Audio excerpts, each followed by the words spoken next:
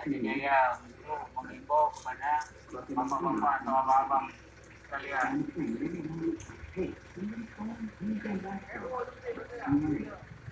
Nah, lantaran udah lihat di TV juga bapak-bapak kan.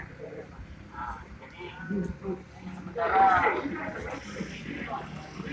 dikurangi pak aktivitasnya atau di warung kopi antara untuk kebersamaan untuk serta jadi gara-gara satu orang kan tenang semua lantaran kita nggak tahu pak itu siapa.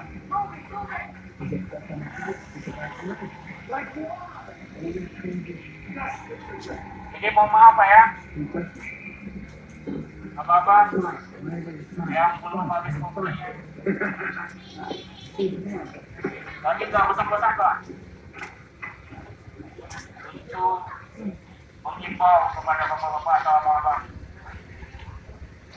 lantaran bukan untuk kami juga pak untuk abang-abang atau untuk bapak-bapak juga untuk keluarga yang di rumah juga.